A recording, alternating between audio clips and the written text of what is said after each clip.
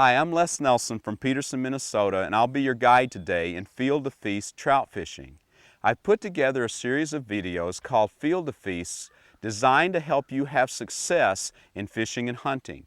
Today's video, Field to Feast trout fishing, is going to help you understand how to choose equipment that will work for trout fishing in your area, how to select the baits that you'll need, how to find productive waters so that when you go out, you know that you're going to have a chance of catching fish.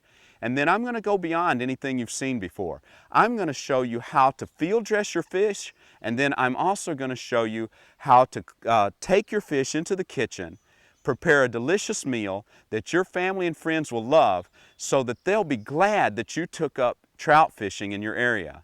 And so when the video is done, you're going to know how to have success in trout fishing from field to feast.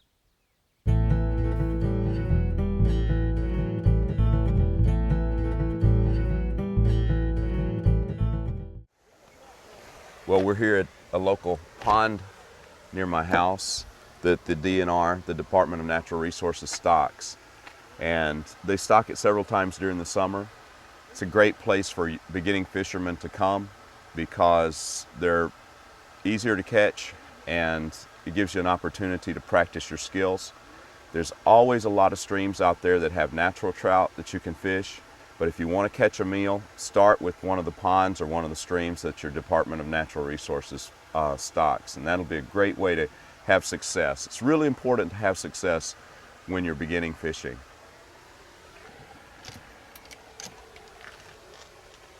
I keep all my hooks, bobbers, and weights in my vest, and then I have some dough baits, and I also brought with me one of the best trout baits that's out there for natural trout or for stock trout, worms. So let's go out and see if we can't catch a fish. I've got two rods set up two different ways this morning. I've got one of my favorite spinner baits, and I won't need that because again these are stock trout and I won't need this, but we might cast this a few times. And then I'm going to be using right now, this is a dough bait. This is made by Berkeley and it's called Power Bait. It's a really good bait. I recommend it. There are other dough baits out there, but these guys have really found a good formula that seems to work. The color that I'll be using this morning is kind of a chartreuse and orange mixed together. I think they do this mainly for people, so people think it looks like sherbet, but the trout seem to like it no matter what color we use. But I do switch off colors sometimes because I think they see a color and they don't bite it. They need a different kind of presentation. What we're going to do is we're going to take this hook, and I'm using another number 8, a really small hook, and I'm going to show you a little bit later here the different sizes of hooks and how they compare. But what we're going to do is I'm going to take a little bit on my finger and I'm going to create a teardrop around this hook that will completely cover the hook. And the dough bait is a floating dough bait, so it'll float off the bottom, but there's the teardrop shape. So after I've gotten the teardrop shape, this is a floating dough bait, and I've got a split shot about 6 inches, well right now it's about 12 inches above the dough bait, and it's going to go to the bottom when I cast it out, and the dough bait's going to float above the moss that's on the bottom so the trout will be able to see it suspended above the bottom. So we'll cast out and see if we can't catch a trout. I'm going to cast out. You'll notice that I'm not using a bobber. I'm just going to let this go to the bottom, and then I'm going to be a line watcher. And what I'm going to do is I'm going to watch my line. It loop up on the top of the water, and some people wait until there he is. Some people wait until till the fish actually yanks on the rod, but I recommend that you watch your line so that the fish never feels the tug of the rod. I'm going to let this one go. He's good enough to keep. He's big enough to keep. He's a good eater. And most of these trout that are released by the Department of Natural Resources are not going to last the season anyway because they're going to be caught and eaten.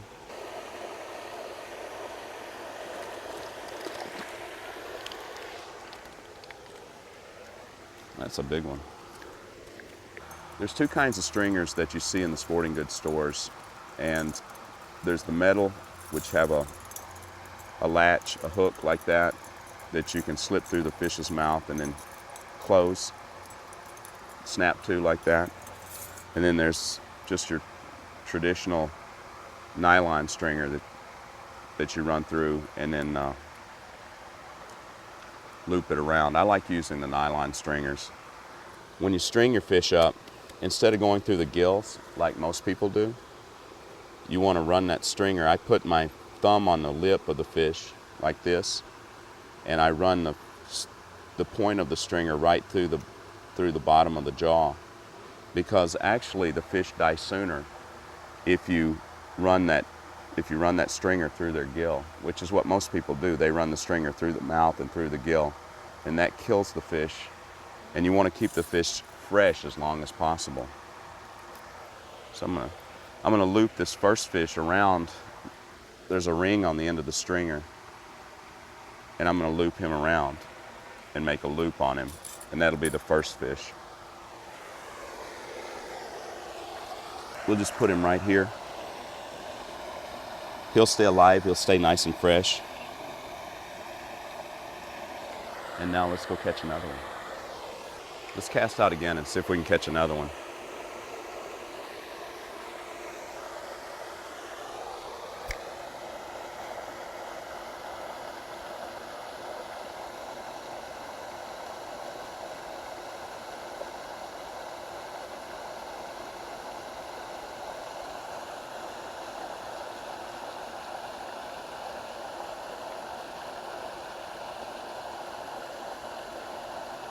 There he is. It's a good one. Very breached.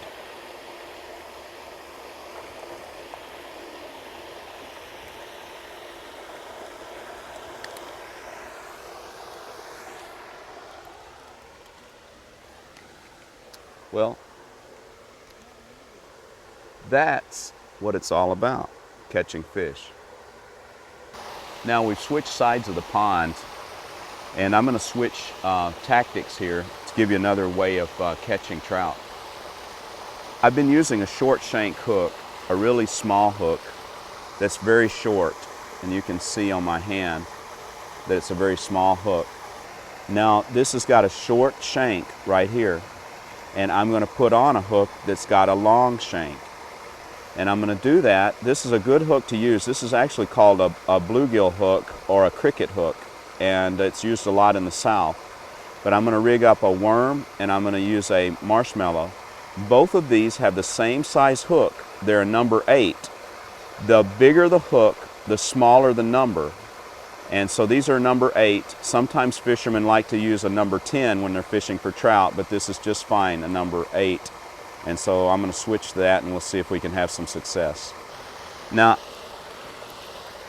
when you're using a braided line, it's important that you always have a pair of clippers. They make clippers that have a necklace on them that you can keep the clippers around your neck. But braided line is very, very difficult to break. I use a 8-pound test when I'm fishing in this area. Anytime you're fishing, most of the waters that you'll fish, if they're not super clear, you can use 6 or 8 pound test line. Other fishermen that are purists, they sometimes use a 2 or 3 pound test line, but you end up losing a lot of fish. So I've got an 8-pound test line. You want to get yourself a pair of clippers, and I'm going to tie a knot that's a modified fisherman's knot. I don't even know if there's a name to it. Now I've run it through the eye of my hook, and I've got my finger right in there where the eye is, and now I'm looping that string around my finger on my other hand. And this is my index finger on both hands. And I'm going to take my end, my tip, and I'm going to wrap it 3 times. 3 times. And I'm going to run the end of that line right through the loop I had next to the eye of the hook, and I'm going to run it up through the loop that I had on my other finger, and now I'm going to tighten it up. Now what you want to do, and it's not so important on a braided line, but on a monofilament line it's very important, is you have to put a little saliva on it to keep the friction down, because friction will make the line weak. And now I tighten it down and I have a very, very good knot. The weakest point of your line will always be where the knot is. It's very important that you tie a good knot. Now I'm going to show you a trick that they use in the South. I guess they use it up here too. But use tiny marshmallows, and I'm going to use that long shank hook, and I'm going to move that marshmallow right up to the top of that hook like that. And this is the bait that will beat almost any other bait, and it's in a coffee can. They don't make coffee cans anymore, but they do make plastic Folgers cans. And I'm going to see if I can't find myself a worm. I was in my garden this morning, and I'm going to see if I can't find a worm.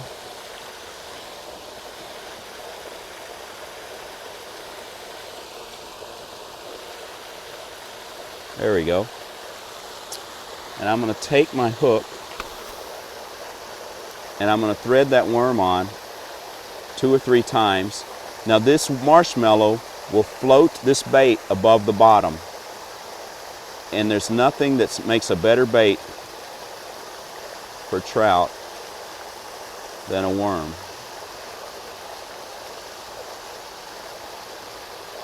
Hook him through the middle, and then hook him once up here at the head. Now that's what I'm going to cast out right there. Let's see if we can catch fish.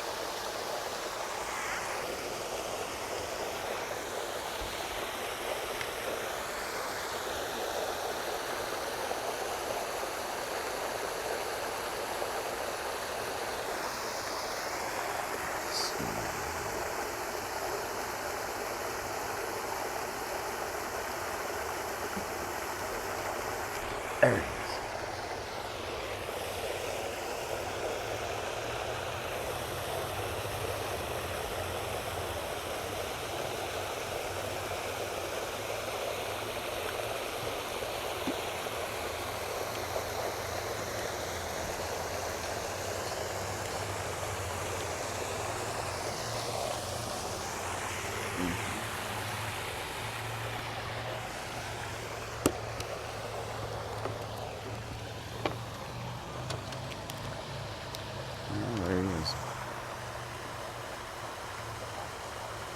No, we didn't hook him too bad. So I'm going to get him off and I'm going to let him go. And there it is. Well, let's go see if we can't fish a stream that's got some natural trout in it. It's getting a little bit later in the afternoon. I'll use a spinnerbait and we'll see if we can't catch a natural trout.